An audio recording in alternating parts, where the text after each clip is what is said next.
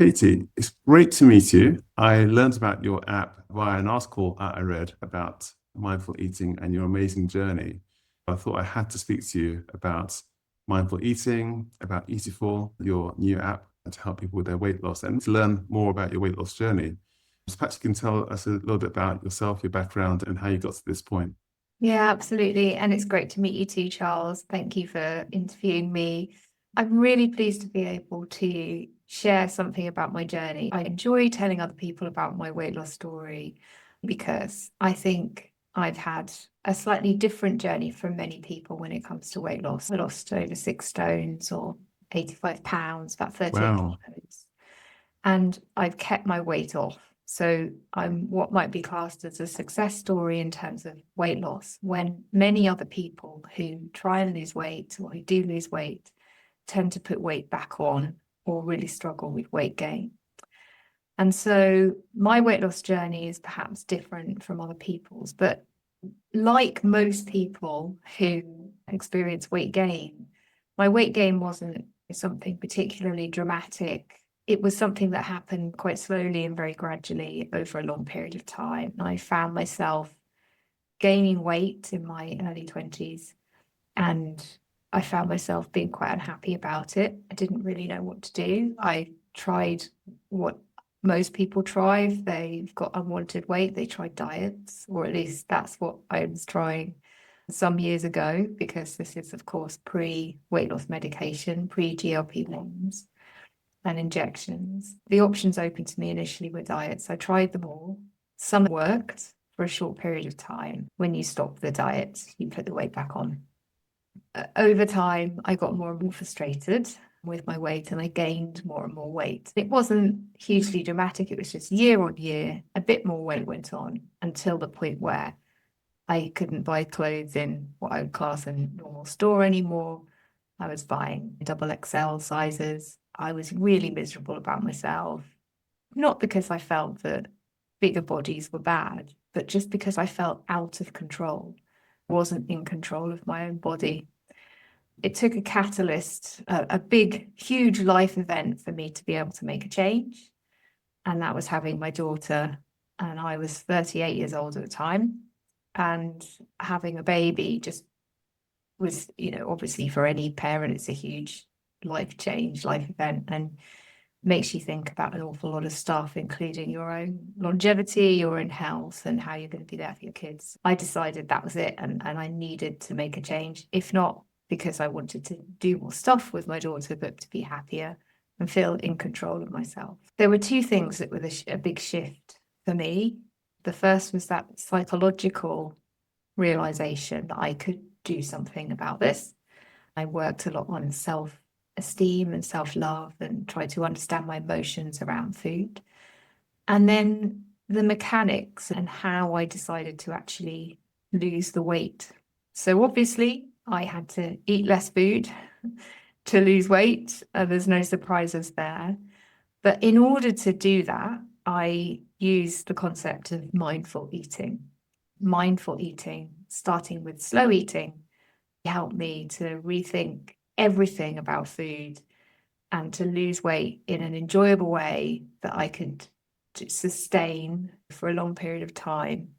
It wasn't a diet, it wasn't something restrictive and unpleasant. Mindful eating was my thing.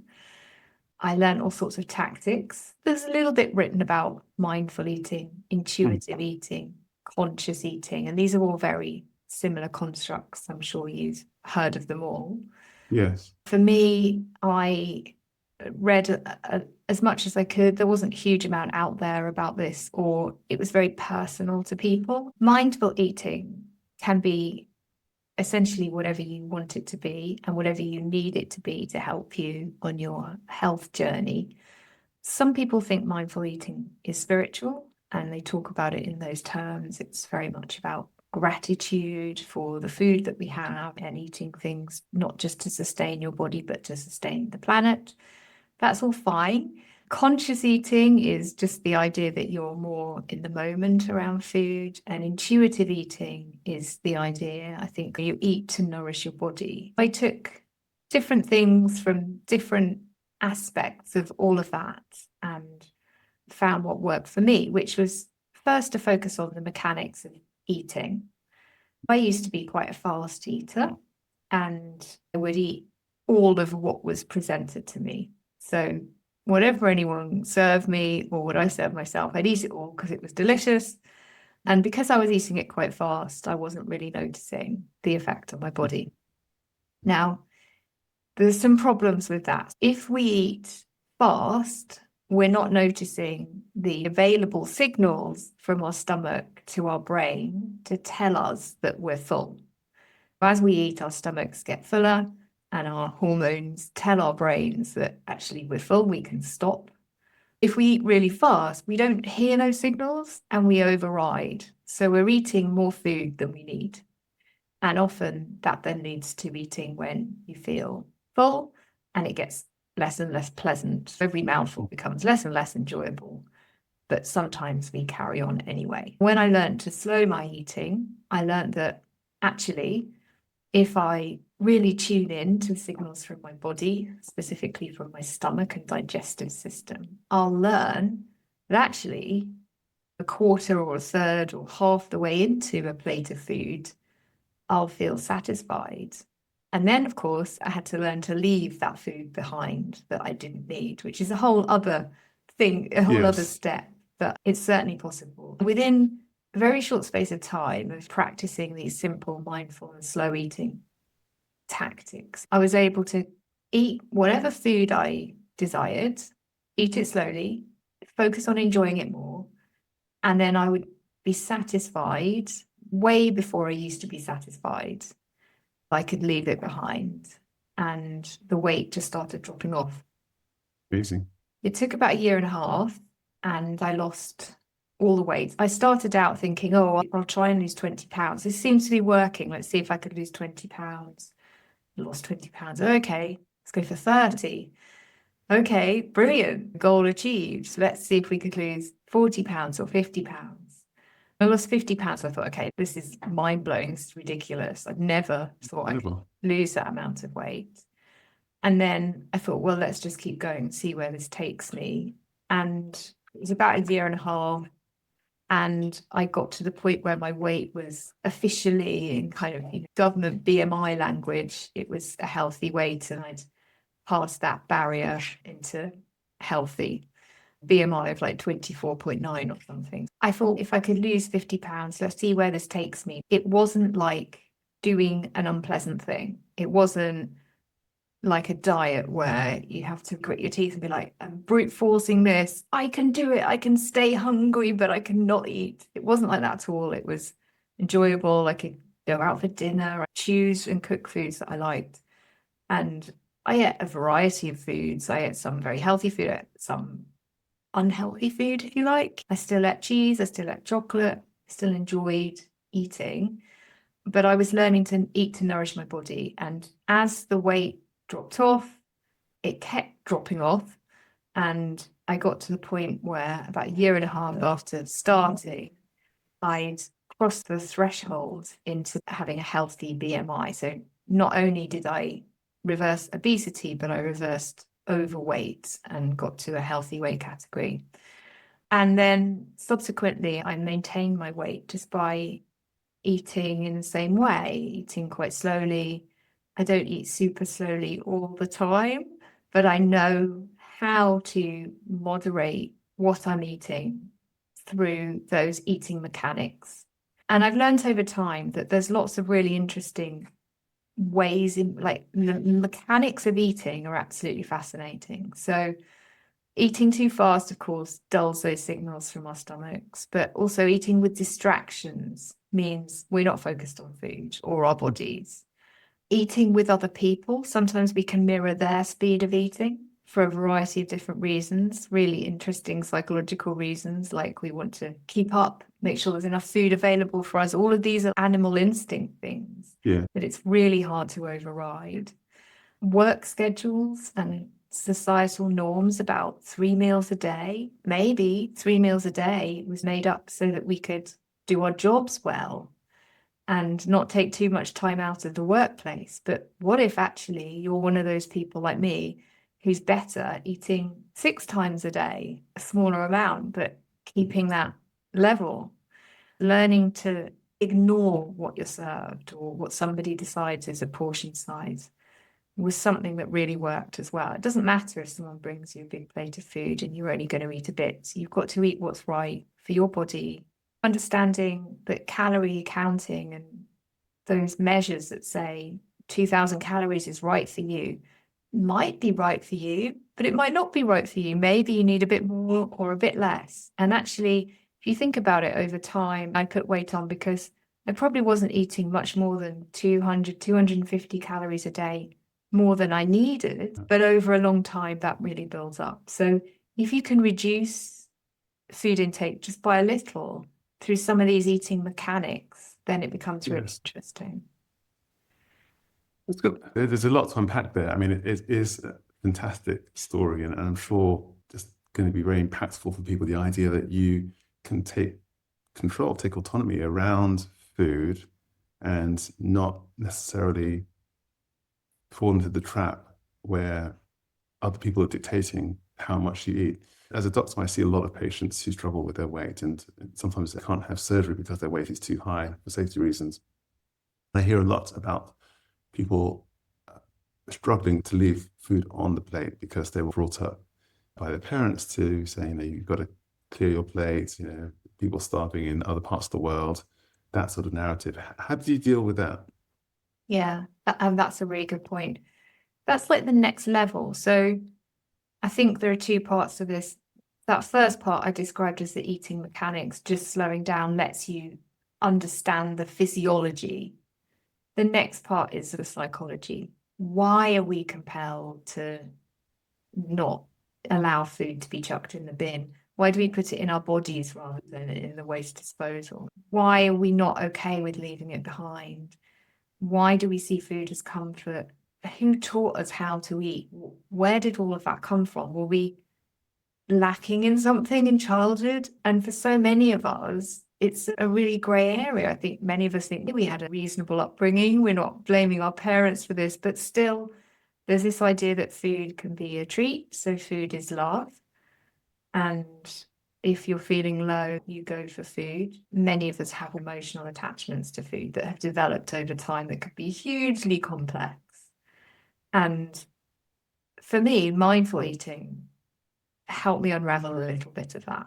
And I think it helps people unravel a bit to say, okay, most people are not diagnosed with an eating disorder, but many of us, in fact, most people I know exhibit some form of disordered eating at some point, like overeating for fun because it's eating when we're not hungry, or having a certain thing we always eat too much of, or associating boredom with going to the fridge and just seeing what's there because you're bored at work. They're not really eating to satisfy your body. They're eating to satisfy some emotional need. And I think that mindful eating is not just about the mechanics of slowing down. It enables you to start thinking and processing, a little bit of unraveling. Okay, how did I get here? How did this happen? Certainly, I talk to a lot of my customers who zone in on I was taught to clean my plate as a child.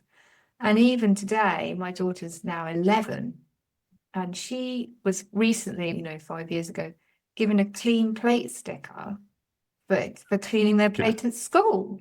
Yeah. I was horrified. Why are you teaching these kids who are 5 years old in this day and age to eat things they don't need and not allow their bodies to dictate what they should? You're taking all control away from them and just saying, here's a portion, you need to eat this. And we're still doing it to children, which is absolutely infuriating.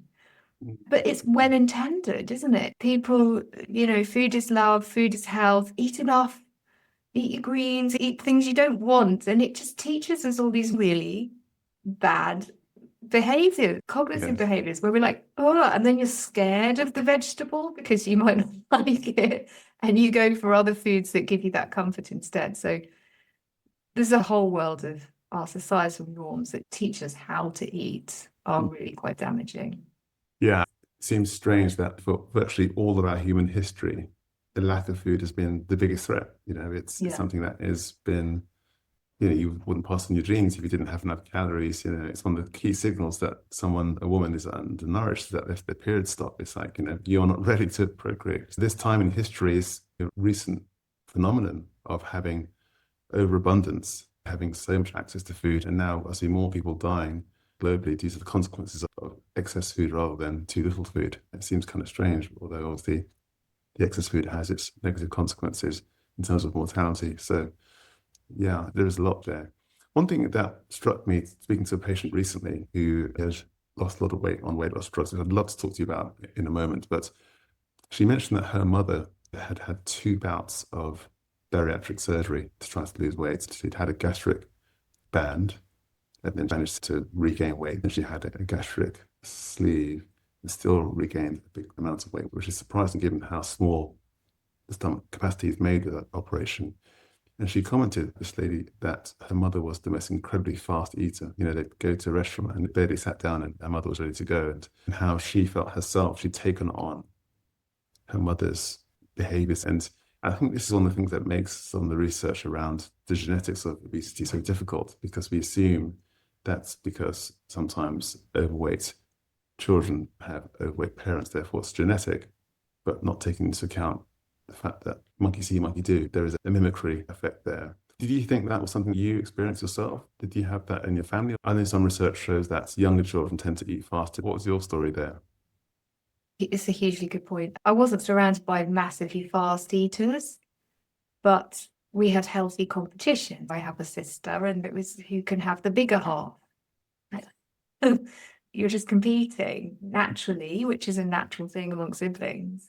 I definitely now see, so in my family, my husband eats fast.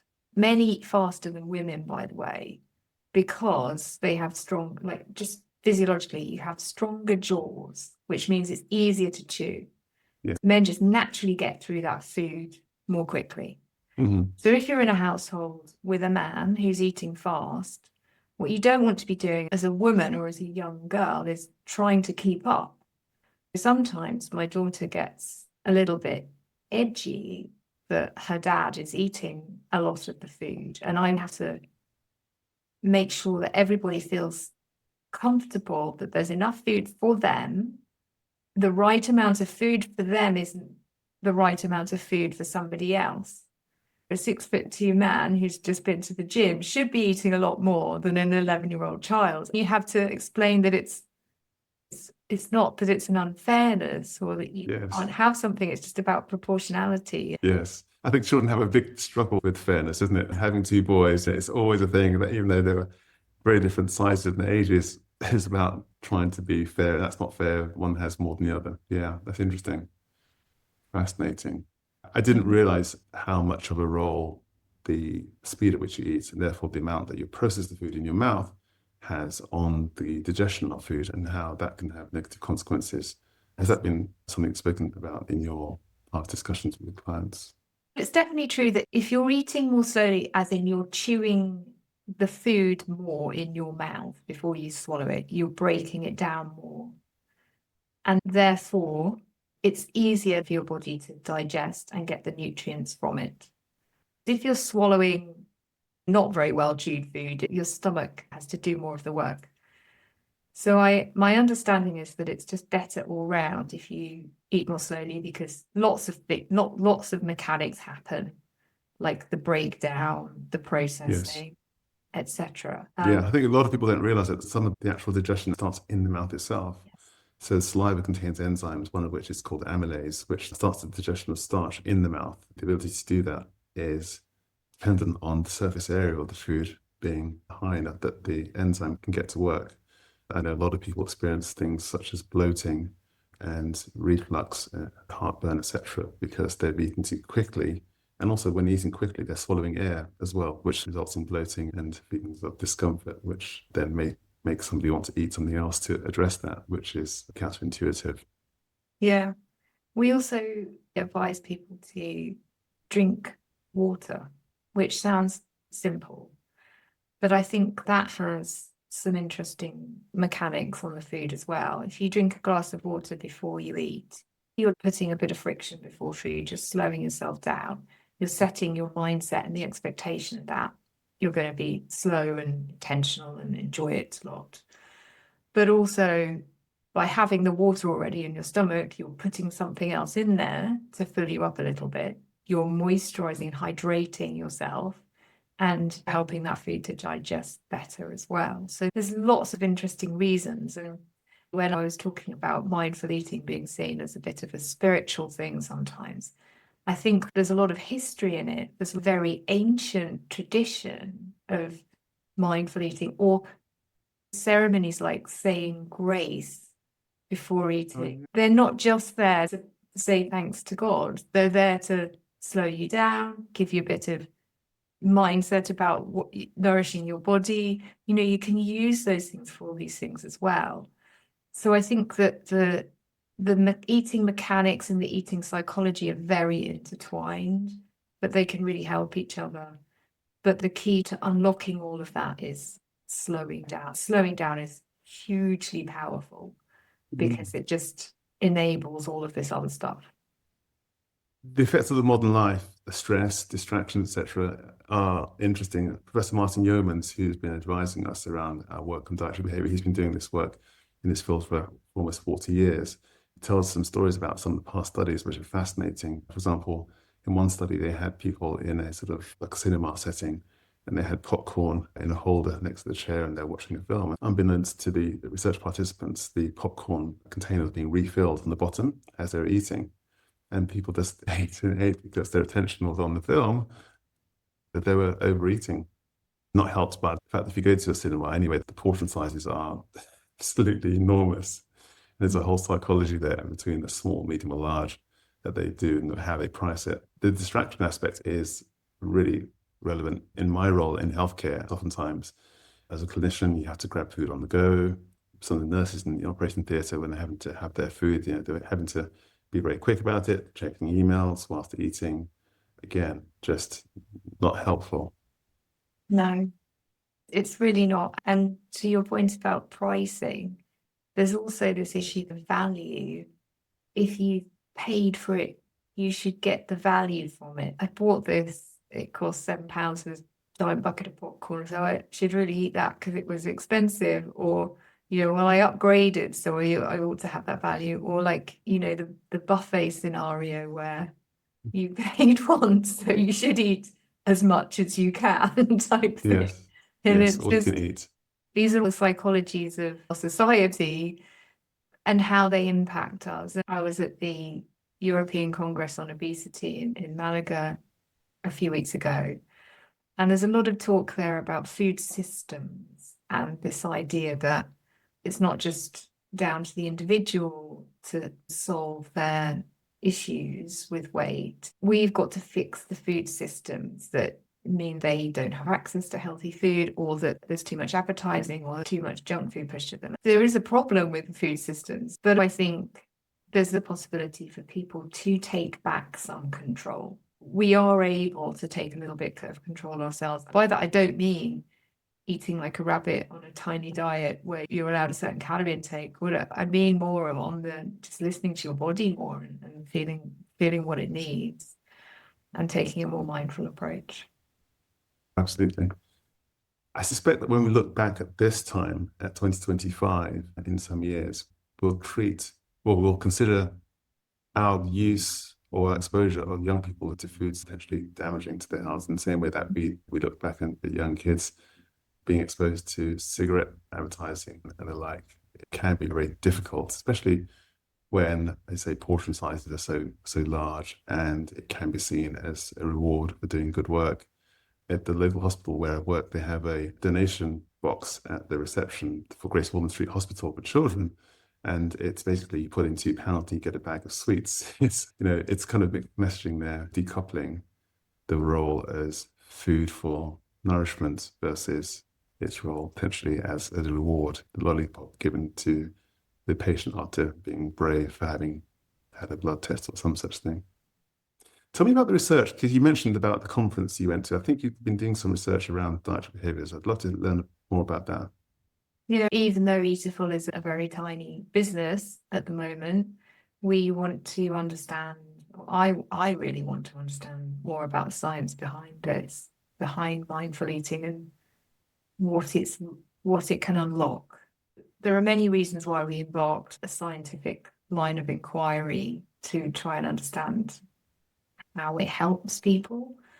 One of the reasons is because what I do and what I tell people about weight loss is very different from standard NHS advice.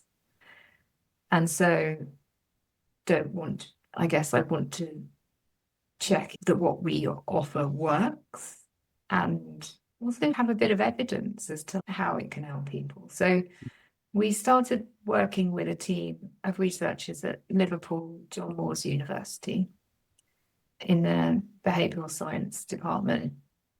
We were really interested to understand how can Eatable as an app help people. Like, what is the efficacy of it? If you use this for 3 months, is it going to help you lose weight? And then more than that, which aspects are the triggers for weight loss? What is really moving the needle on changing eating behaviors, changing eating experience, and therefore on weight? So I'd love to be able to prove that eating slowly helps you lose weight. There's already some science that says eating slowly,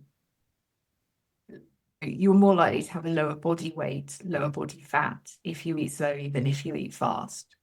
People have proven this already, but I want to know if eating slowly can help reverse weight gain as it did for me.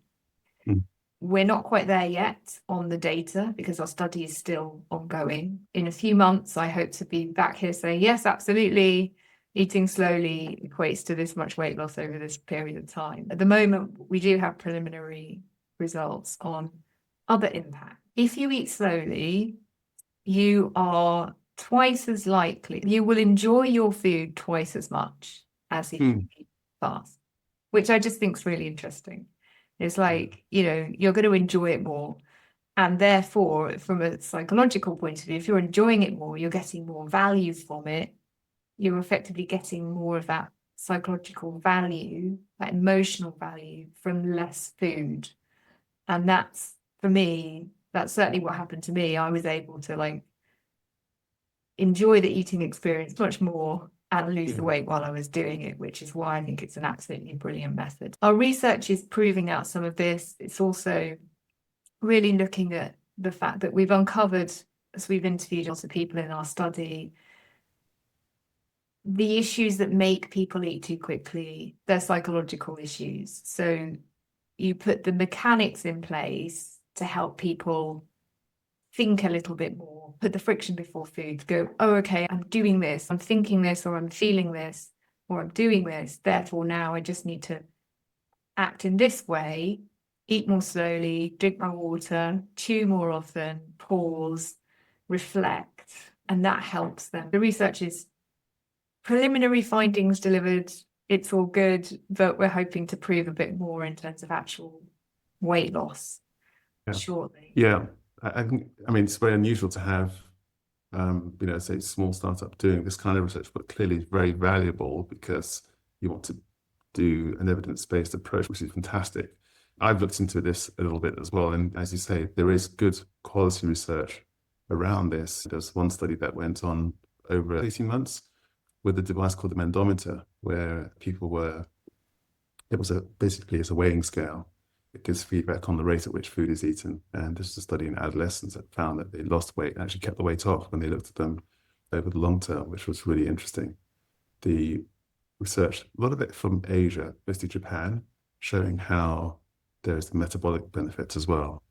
There are apps like Levels and other apps which focus on glucose spikes and try to avoid those. One of the things that these studies show is slow eating, slow the rate at which the blood glucose rises, and therefore the peak is lower. There are metabolic effects. And these studies showed an improvement in metabolic syndrome, which is a combination of obviously blood sugar raise and also effects on the other parameters like blood pressure, etc., which is fascinating. It's sort of an example of sort of doing less but getting more, less chews and more health benefits. It's fascinating. I think it's really interesting to be able to quantify some of these changes. I learned that if I mentioned I ate at least 6 times a day, And you talk about blood sugar spikes. When I learned to eat slowly, I learned to be satisfied with a smaller amount. I was putting small amounts of food in my body, using that food, and my blood sugar would dip a little bit. Then I put a bit more food in, and then it would dip a bit, and then I put a bit more food in. But if you eat only 3 meals a day, you're putting a lot of food in for lunch, you're putting a lot more in for dinner. So the slow eating is linked to blood sugar regulation. It all comes together because eating slowly, lots of times a day, whenever you're hungry, never sets you on those big spikes and troughs. For years, I thought I was being healthy by having a fruit smoothie in the morning and realized that, yeah, not all food's the same. It's not just about the calories you're consuming or nutrients, because by having that food pre-processed before I consumed it, by having it through the smoothie, I was experiencing this massive spike of my blood sugar.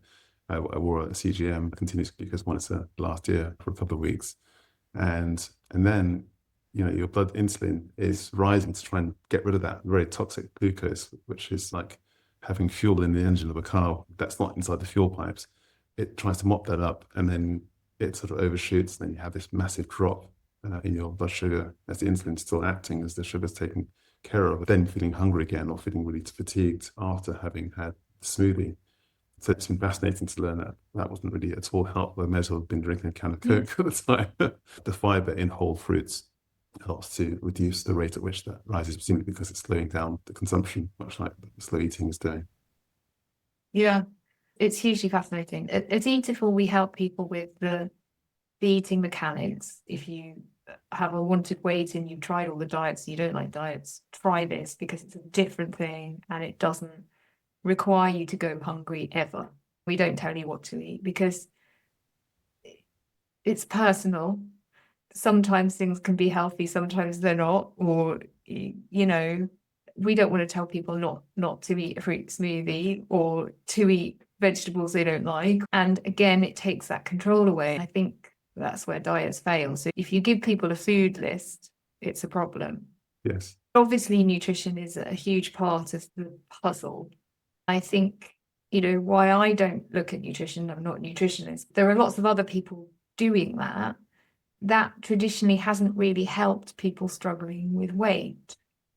No. It's a lot more in here, isn't it? It's a lot more about how you feel and those habits that you've picked up than necessarily what the food should be. Yes. I found that what I did change, so I can't pretend that I didn't lose weight by eating junk. I always ate relatively healthy food. I cook things myself. I would eat vegetables and salad and fruit, but I would just eat a lot of it with all sorts of other things as well. And I also drank alcohol. As I've changed my eating habits through mindful eating, I don't drink much anymore. I eat healthier because I'm feeling a greater sense of agency over myself and what I put in my body. I have more choice and I can take time to think about food, to try new foods and weird vegetables in a supermarket. It gives you that pleasure back about experimentation and not just going for the same stuff always. I don't want people to, often when people lose weight, massive changes have to happen in their lives to sustain what you might think would be an extraordinary lifestyle change. So if you're someone who eats lots of certain types of food, never exercises, drinks alcohol, you think, oh God, I've got to give up everything that I enjoy. Maybe over time, your lifestyle might change significantly, but you don't have to start with that huge grand plan. Yes. It's possible to start with really simple things. I love the simplicity of this approach because so often in healthcare, we try and help patients, but overcomplicate things for them. And it's just setting them up for failure. They feel low anyway, which is why they find themselves in the doctor's office, keeping things really simple, but also keeping the autonomy with the patient. So they are choosing what they do. It feels to be the right way. Many people say diets don't work, diets don't work. It's not that weight loss doesn't work. It's about how it's being administered. This principle of giving people the tools, the information, just them knowing the fact that maybe you are a fast eater. By slowing down how you eat, you could not only enjoy your food more, eat what you want, but also get this additional benefit for your health and longevity. Yes, absolutely. And you're right, eating less food, eating really healthy food, of course, works for weight loss. But people can't do that for all sorts of reasons. So it's about unpicking those and giving them things that they can do and putting the enjoyment back in. When I used to get to the point where I was fed up enough to start a new approach, I'd be at quite a low point. It's not really a happy place to go, oh, this is unbearable. I need to make a change. And then maybe there's a pleasurable moment, which is okay, I'm going to do something. But then there's all this expectation. You build yourself up. There's a high probability of failure if you're trying something that's unrealistic. And that's sad. And that's the world I used to experience in trying diets. That's where a lot of people are now with weight loss medication, whereby they possibly lost weight on it, enjoyed that, felt positive about that change, and then feel they're held into it. So if you stop taking it, a lot of people I talk to have stopped taking it and found their appetite really skyrocket, and they feel out of control again. So it's this control feeling that you can have it with the medication controlling your appetite, but then how are you able to control your appetite afterwards? And I'm really keen to work with some people who are using weight loss medications. They're using either Mounjaro or Wegovy, and they're scared to leave it. And they know that weight loss isn't just appetite regulation, it's psychological for them. And they're like, how can I get my head around how I need to feel? It's not just even all of that. For a lot of people, hormones can play a huge part. I know a lot of women who are in their 40s and 50s experiencing perimenopause and menopause symptoms. And weight is just way harder to regulate and manage at that time of life. And we need all help we can get, basically. Yeah, I hear that a lot in patients. That change around menopause makes it especially challenging. There's a lot going on in terms of bodily symptoms, and life is very stressful just now. And then everything else, be it, children, grandchildren, the news cycle, the economy, everything, which oftentimes drives people to food. So talk me through the process of going through that program. Mindful is a set of principles around mindful eating. Through the app, I aim to teach people those principles so they're equipped to mindfully for life. It's not a program you need to do forever. It's a learning experience that takes you from eating mindlessly to eating mindfully over about 3 to 6 months, depending on how much you practice, basically.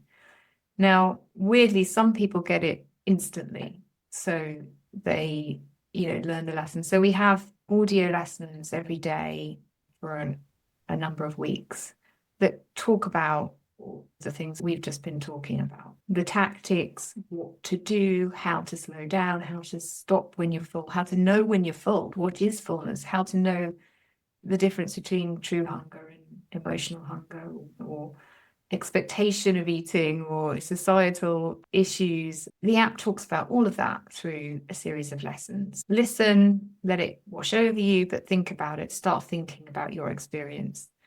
Some of it's very mechanical, like here's how to do X, and some of it's more psychological, like let's think a little bit about who taught you how to eat, how did those feelings about eating shape your habits, basically. We go deeper into lots of that over time. The app has a whole bunch of quite sensible tracking stuff, so if you want to use it to track your weight over this journey, you can. But more importantly than weight goals, we talk about eat life goals. Why do you want to lose weight? What does that unlock? It's not just about the number on the scales or the dress size. It's like, but why? What will you be able to do? How will you feel? Who will you be with? What will you be doing? Where will you be? How will life be different? Giving yourself that kind of mindset setting stuff as well to keep you going. Lots of celebrating success along the way in all its forms, not just about weight loss, but about the fact that you showed up. We have a daily check-in feature, which is at the core of the app for a lot of people. When you're about to eat, you can use the app to help you remember that you're going to eat slowly. So remember to have a glass of water before eating, to take a pause. in the middle of your meal and to help you remember to stop when you're full. It's a really simple mechanism. It's just a very quick check-in. And we have like a bunch of slides. It's very simple interface. It's like, yes, I'm going to eat slowly. Yes, I'm going to listen to the signals from my stomach. Yes, I'm going to stop when I'm full. And by doing that, you're setting your mindset to like, yeah, I really am going to do this. And then we have an after check-in where you can reflect and say how that went. We also have a bunch of features that can help people build that practice over time, like meal before and after pictures. So loads of people online take pictures of their food. This is 2,000 calories, or this is what I eat in a day, or this is what I'm having for lunch, and doesn't it look pretty? And we do a before shot and we do an after shot with the intent that it can encourage people to leave a bit behind and to learn to be okay to leave food behind. And what you didn't eat is perhaps as important as what you eat, because that's about you choosing and taking control. So it's got those kind of features in it. It's very gentle. It's not like all about body image or anything like that. It's very much about how people feel about food and control of their own body and mind. And it's available currently on iPhone. iPhone, okay, fantastic. I mean, one of the things that came about my discussions with dietitians around dietary behavior for those patients undergoing bariatric surgery to actually surgically help them to lose weight. They do ask them to chew their food more mindfully, but they tell me that it's very difficult to get people to do that because people just often forget to do that because it's a habit they've had all their life. It's like trying to change the pace at which you walk. It's something that becomes very automatic. The other thing they mentioned was about the difficulty in getting people to remember to log their food because life's busy and they sort of just get going. This sparked this idea around the work we've been doing around facial expression sensing. Would it be helpful to have people become more mindful because they get a reminder? These are the glasses that we currently have. They have a sensor in the temple arm. This is one of the prototypes that very sensitively measures the jaw activity, the jaw muscle, which is behind the glasses arm, and gives you a little buzz to remind you to either eat more mindfully, but also to capture an image of the food. The glasses contain a downward pointing camera that captures the food and uses AI to analyze the quantity and the macros of that. And I've been amazed at how accurate it is. It really is extraordinary given how things have moved on from having to log things. One of the things that I was surprised about is that the research shows that logging food makes it twice as likely that a person will lose weight. So the act of logging must be a form of mindfulness in itself, I suppose, because it dates back to when it was done, pen and paper diaries. Yeah. Obviously, it's been replicated since then using the apps, but that was interesting. And then the work that one of our colleagues, Claire Baert's research study looking at giving people that haptic feedback when they're eating too quickly and basically just having the feedback at 80% of their normal chewing rate, and in excess of 90% of people were able to slow down. One of our advisors is something called Hugo Critchley, a neuroscientist and psychiatrist who did a lot of work on this concept of interoception. Interoception is, for those who aren't aware, is the ability to sense one's own sensations. So, for example, some people they're not able to tell that they're cold. For example, my son, you'll see him in December, midwinter, and he's wearing sandals, a t-shirt and shorts. He just doesn't feel the cold. Or some people don't feel that they're full and they'll keep eating beyond the point of satiety. Other people are very sensitive to the body sensations, and those people often develop anxiety disorders because they interpret or misinterpret normal bodily signals such as their heart rate and can trigger feelings of anxiety or even a panic attack. One of Hugo's past research fellows who's now at UCL is Sarah Garfinkel, who gives a great TED talk about this idea of interoception. Being able to sense bodily signals is variable. I think that may be one reason why some people are able to tune in to mindful eating slowly than others, because they have the ability to sense when they're full. Other people maybe haven't got that interoceptive sensitivity to fullness. So yeah, I was really interested in your thoughts, whether you think that something like this for certain people would be beneficial. I think it'd be hugely beneficial. Your point is right. We have varying abilities to understand our own feelings and sensations in our body. And if something can tell us more how we're feeling, then I think that would be hugely helpful, or how we're likely to be feeling. It's this intervention, isn't it? I want to help people have control themselves, so that requires them to tune in, and I try to help people to learn to tune in. It is possible to go from not being someone who tunes into yourself at all to being better at that.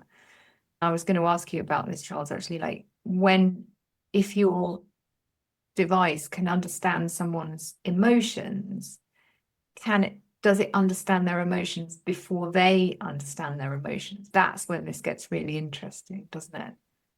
And I think that it probably does, just because we might not recognize we're feeling a certain way. If you can have a device that says, oh, we think that you're experiencing this emotion and therefore do this, then hugely beneficial. I can't do that with my app. I need people to self-report and self-reflect and say, I feel full, happy, satisfied, etc. If you're saying you can sense how people are feeling and then give them tools to act on that, then that's amazing. Yes. Well, that's the key here. This is one of the things that becomes very difficult, because the words we use to describe what's being done, this whole field around emotions, or more accurately called affective science, is complicated. Emotions are subjective, and that's something you can't get into. But what you can do is measure objectively the emotional valence, which is the measure of how positive or how negative someone is. There have been decades of research on this and how facial expressions, facial muscle activity in particular, relates to emotional valence. We've been doing a lot of work over this over the last 10 years, but that's on the back of decades worth of research in psychology and neuroscience around emotional valence. One of the problems has been that for a long time, a field of research kicked off by Paul Ekman, and his assumption was that everybody expresses exactly the same way and that there are only 7 categories of emotions. And that's now been very thoroughly debunked by Professor Lisa Feldman-Barrett and her research published in 2019. She's an amazing researcher and neuroscientist, and we work closely with her. We're doing a paper for Nature at the moment around this. The key thing is that context is key. A smile in different contexts can mean different things. That's saying with a furrowed brow, if you're furrowing a brow, it could all be that you're concentrating, or you can't see something very well, or you're frustrated, or you're angry.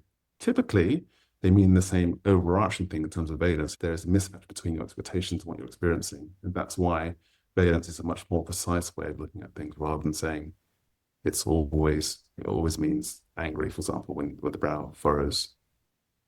In terms of how the glasses relates to emotions and dietary behavior, that's where it's potentially becomes useful, because we know that emotional eating isn't always just because the person's necessarily feeling sad. Some people have celebratory eating, as you all know. Other people, it's boredom eating. And the fact that you have multi-sensors, so you're measuring activities, head motions, attention, it gives you a better indication of what preceded that act of them popping to the fridge and opening the door. Was it that they were bored? And you see that in the data, because they are not engaged, not moving around, not focused on, or not expressing. If a person's had a period of emotional high intensity, they've had a difficult meeting. Again, the signals are out.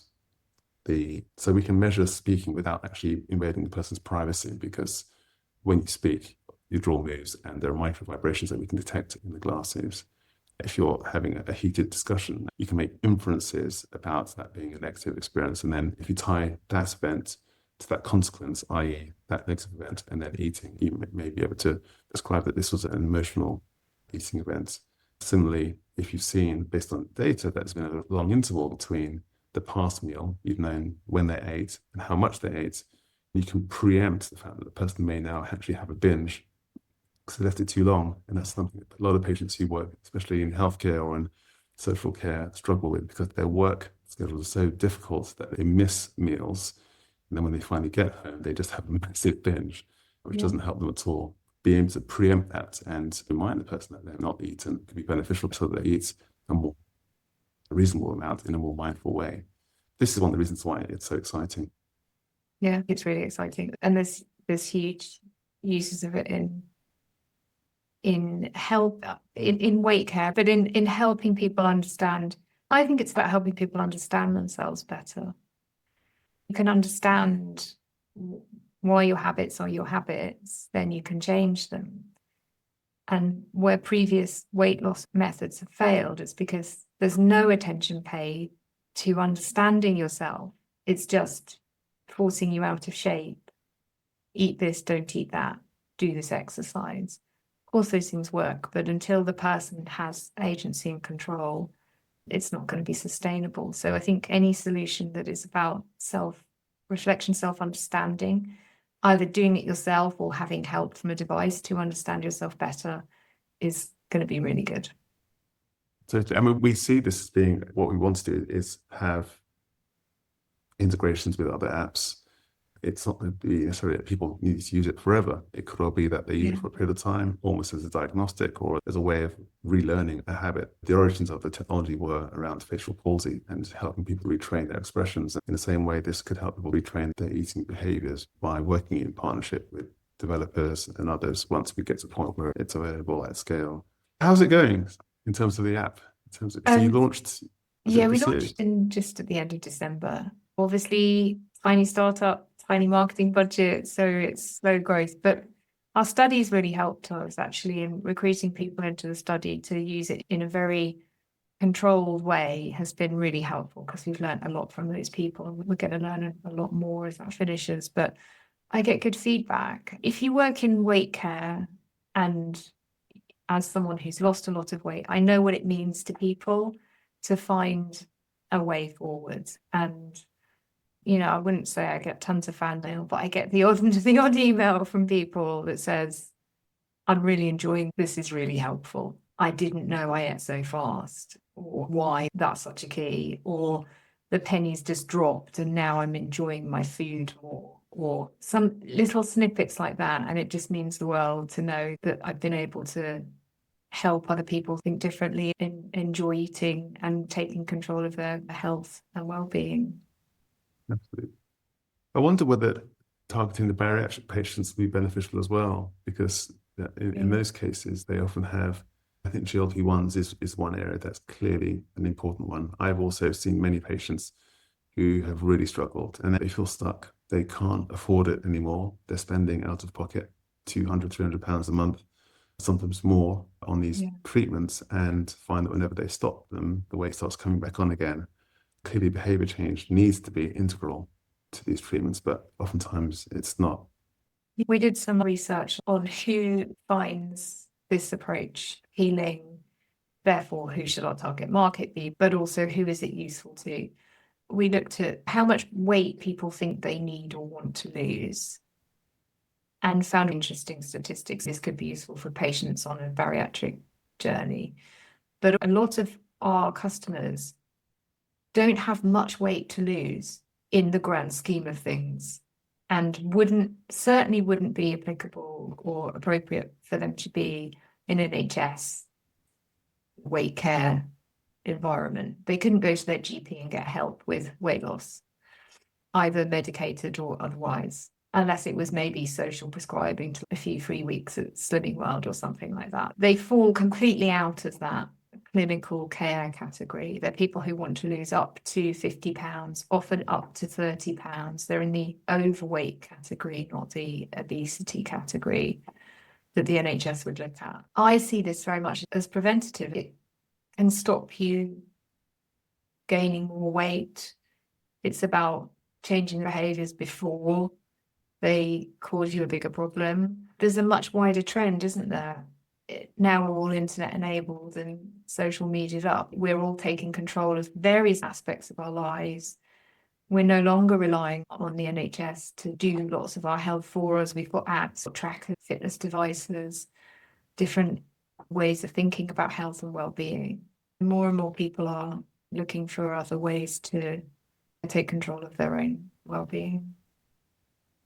I just think what you're creating here is really important, raising awareness around this very simple thing that people can do to impact their own health and quality of life is amazing. So I commend you. Thank you. Great. Thanks very much, Katie. I really appreciate the conversation.